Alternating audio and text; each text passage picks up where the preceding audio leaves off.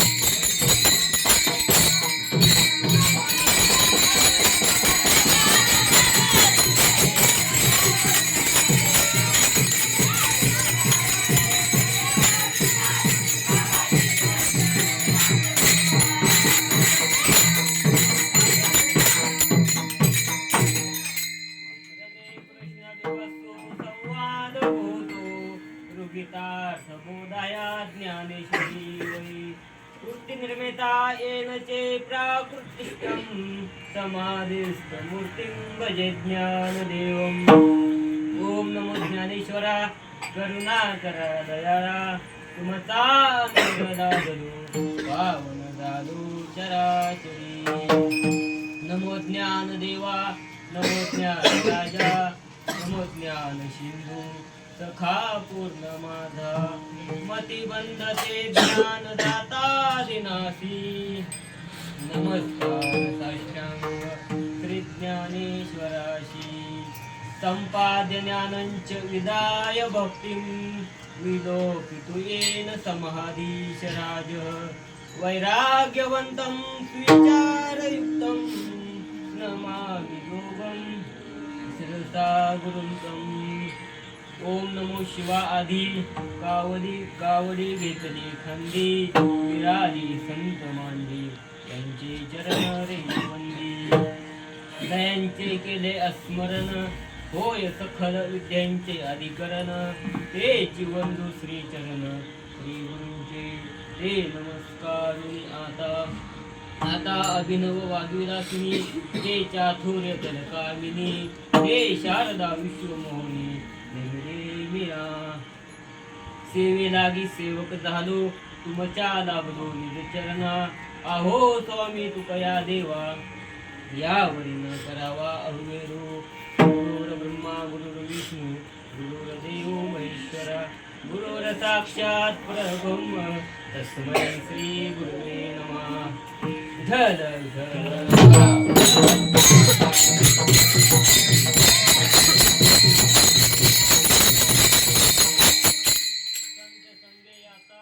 वास सर्वकाळ, संचला सखळ मूर्तिमंत घालून या काळ. अवगा बाहेरी त्याशीच अंतरी वास दिला. आपुलेसे जिही नाही उरू दिले, तो दविता भले ऐशी स्थळे. तुका मने नाही जहा कृत परिमळ, चंदनाचे स्थळ चंदनाचे ढळ ढळ.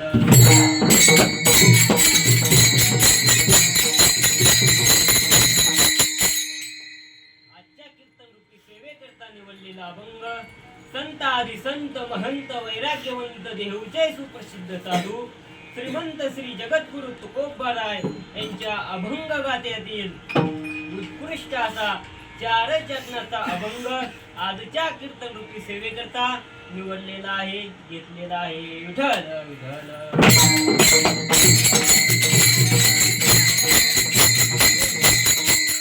सेवेकरता निवडलेला अभंग जगद्गुरु तुकोबारायांचा आहे आणि महाराज या अभंगाच्या द्वारा संत महात्म्याच्या जीवनातील अलौकिक विशेषता प्रगट करतात.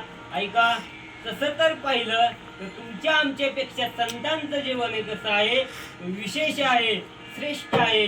पण ऐका, स्थूल मनाने जर विचार केला तर जसे संतांना तसे आम्हाला हातपाय कान नाक डोळे आहेत. मग ऐका, हातपाय कान नाक डोळे हे जर दोघांनाही सारखे असतील तर आपण सामान्य आणि संत विशेष हा फरक का? तर त्याची सोपी 2-3 कारणे सांगतो. झल झल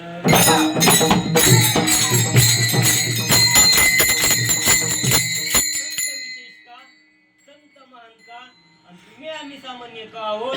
तर याचं पहिलं कारण असं आहे, मानवी जीवनाची विशेषता ही माणसाच्या आकारावर अवलंबून नसते, तर ती माणसाच्या आचारावर अवलंबून असते.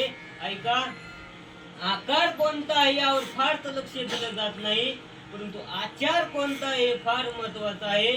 कदाचित आकार दैत्याचा असू द्या, कदाचित आकार राक्षसाचा असू द्या, पण ऐका, आचार जर वैष्णवाचा असेल, आचार जर भक्ताचा असेल तर ती व्यक्ती जीवनात विशेष ठरते. माझा सांगण्याचा मुद्दा इतकाच आहे, भक्त प्रल्हादाच्या जर आकाराचा विचार केला तर भक्त प्रल्हाद हे दैत्याच्या कुळात जन्माला आलेले होते. ज्ञानोबाराय सांगतात, दैत्याच्या कुळात जन्माला आलेले भक्त प्रल्हाद 12 भागवताच्या यादीमध्ये त्यांचा पहिला क्रमांक लागतो. याचं कारण असं आहे, देव पुढच्या व्यक्तीच्या आकाराकडे पाहत नाही तर आचाराकडे पाहतो. ऐका, एखाद्या वेळेस कुठली सामान्य असू द्या, एखाद्या वेळेस कुठली नीच असू द्या, एखाद्या वेळेस कुठली अपवित्र असू द्या, पण ऐका, वृत्ती जर श्रेष्ठ असेल, वृत्ती जर भगवंताच्या पांडुरंग परमात्म्याचे नाम चिंतनात रंगलेले असेल तर ती व्यक्ती जीवनात विशेष ठरते. उदाहरण देतो, मेलेली जनावर ओढणे ही कृती चांगली आहे का वाईट आहे? ऐका, मेलेली जनावर ओढणे ही कृती पवित्र आहे का अपवित्र आहे? मग ऐका, मेलेली जनावर ओढणे ही कृती जर पवित्र असेल, वाईट असेल, नीच असेल तर मग नरहरी सोनार मेरा संगी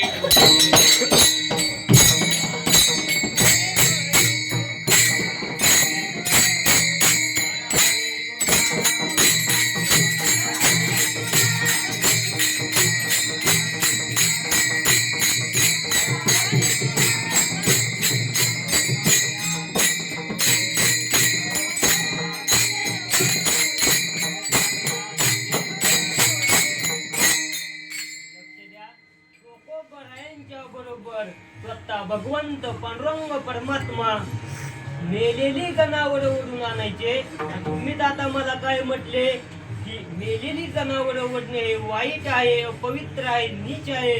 मग असं असताना भगवंताने पांडुरंग परमात्म्याने ते काम कसं काय केलं? तर त्याचं उत्तर असं आहे, चोकोबरायांच्या डोर ओढण्याच्या कृतीकडे भगवंताने पाहिलं नाही, चोकोबरायांच्या वृत्तीकडे पाहिलं.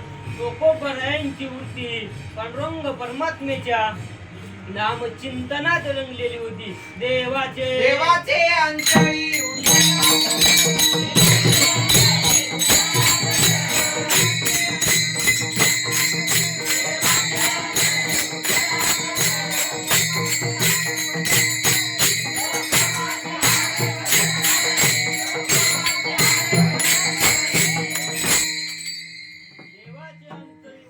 गजर, चोकोबाचे हाड भजन करी. महाराज काय जीवन होतं चोकोबरायांचं. एकदा गावकूस पडले आणि गावकूस पडले असताना त्यात अनेक लोक मेली. त्यात चोकोबराही गेले. चोकोबराही गेले असताना ही बातमी पांडुरंग परमात्म्याला कळाली.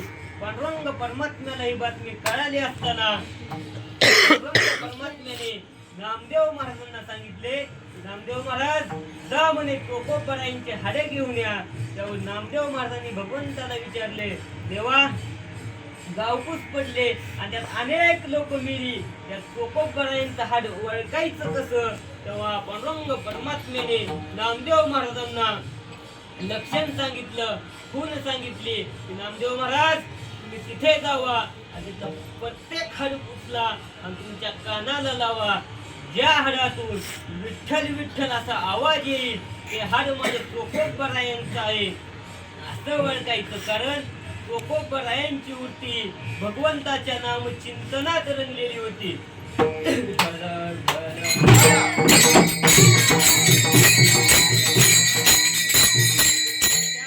भगवंत माणसाच्या कृतीकडे पाहत नाही, तो वृत्तीकडे पाहतो. अजून एक मुद्दा विचारतो, मांस विकणे ही कृती चांगली आहे का वाईट आहे? मांस विकणे ही कृती मग वाईट असेल, पवित्र असेल, नीच असेल तर मग सज्जन कसाया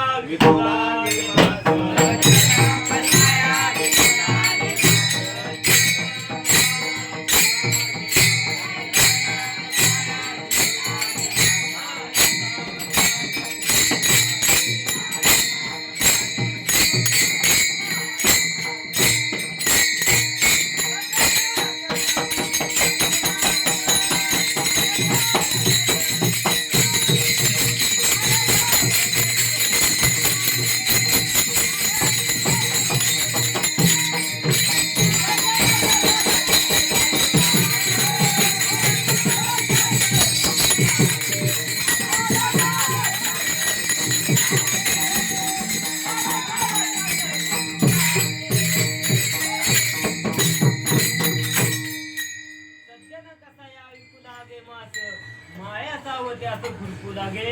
ऐका, माझा सांगण्याचा मुद्दा इतकाच आहे, सज्जन महाराजांच्या मांस विकण्याच्या वृत्तीकडे भगवंतानं पाहिलं नाही, तर त्यांच्या वृत्तीकडे पाहिलं. कारण त्यांची वृत्ती भगवंताच्या पांडुरंग परमात्म्याच्या नामचिंतनात रंगलेली होती. म्हणून जगद्गुरु तुकोबरायांना विचारलं, महाराज त्यांच्याजवळ असं काय आहे म्हणून संत हे विशेष आहेत? याचं उत्तर महाराज अभंगाच्या प्रथम चरणात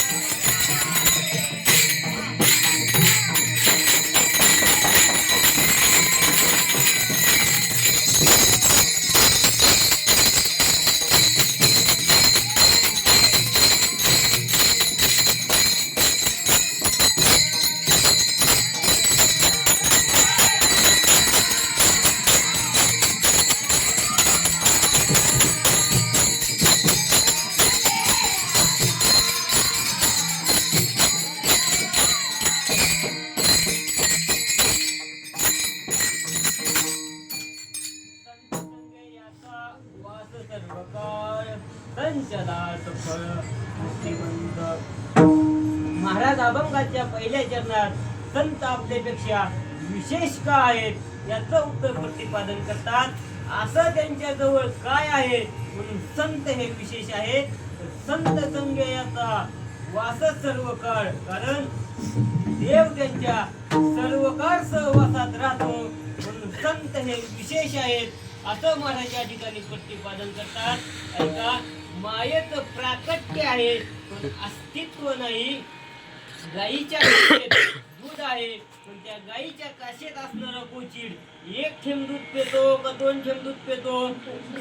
ऐका, गाईच्या काशेत असणारा गोचिड एक थेंब दूध पित नाही का दोन थेंब दूध पित नाही, कारण मायेचं अस्तित्व आहे पण प्राकट्य नाही.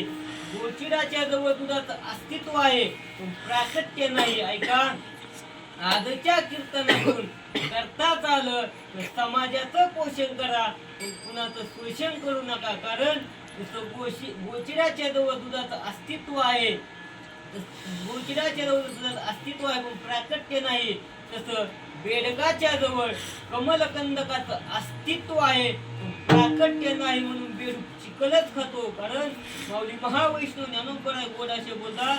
ज्ञानोबराय सांगतात, तैसा हृदयामध्ये रामू असता सर्व सुखाचा आरामू ही भ्रांताशी कामू.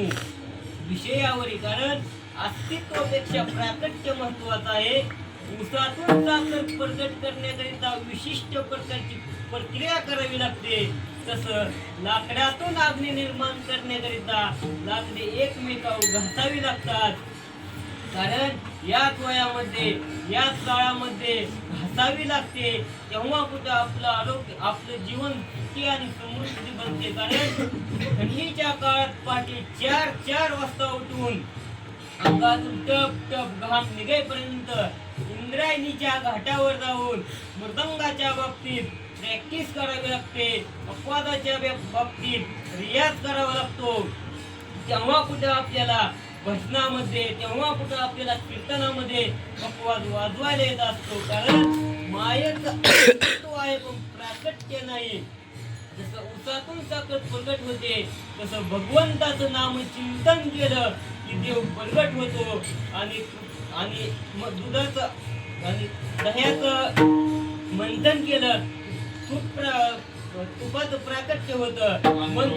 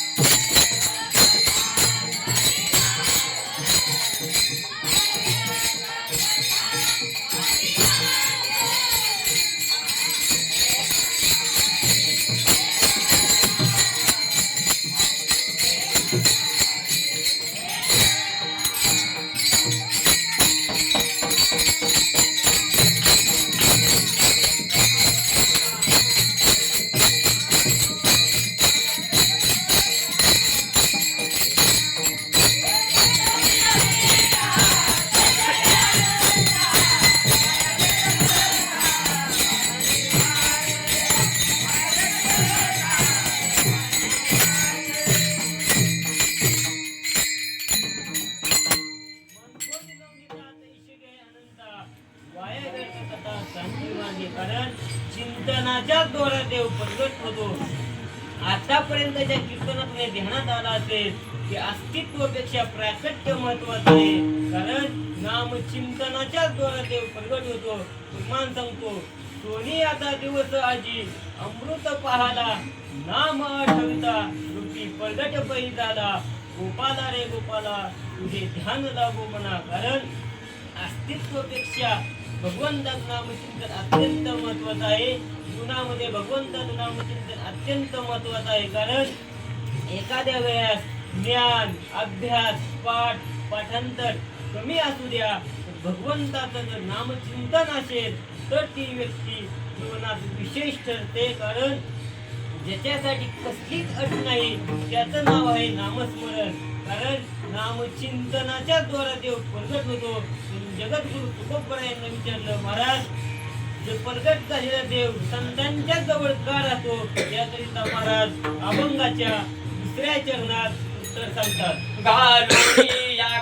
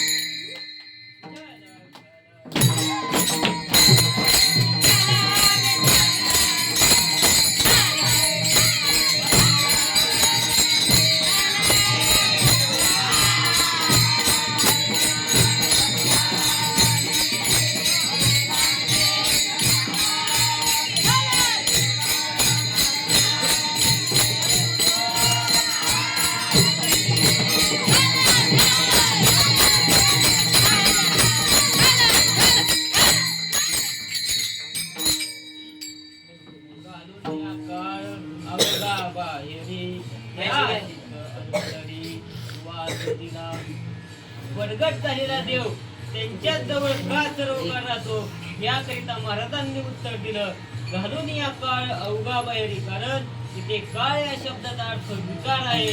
विकाराला, दोषाला, दुर्गुणाला बाहेर काढल्याशिवाय भगवंत परमात्मा आपल्या हृदया मंदिरामध्ये येऊन वास्तव्य करीत नाही. गोड असे प्रमाण आहे. बा म्हणे चित्त करारे निर्मळ, देऊनी गोपाळ राहे देते. कारण काळाला, विकाराला, दुर्गुणाला बाहेर काढल्याशिवाय तुका म्हणे देह भरीला विठ्ठल.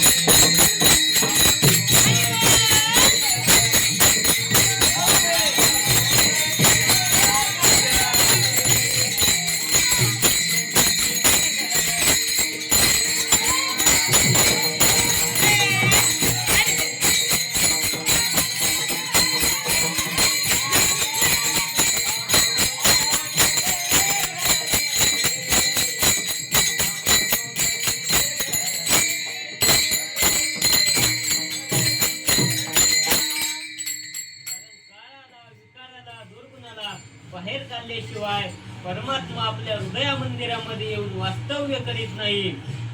अंतकरण स्वच्छ असल्याशिवाय भगवंत आपल्या हृदया मंदिरामध्ये वास्तव्य करीत नाही.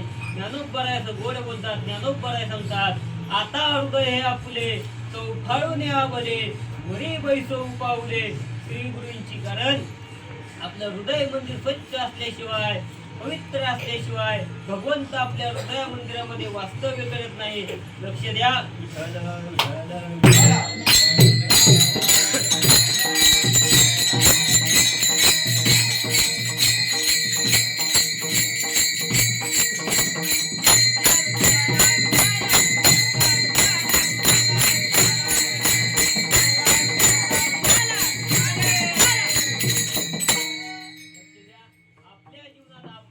माझेपणा, मीपणा सर्व काही फेकून दिला पाहिजे, टाकून दिला पाहिजे. कारण आपलेपणा काही शिल्लक राहिलेला नाही.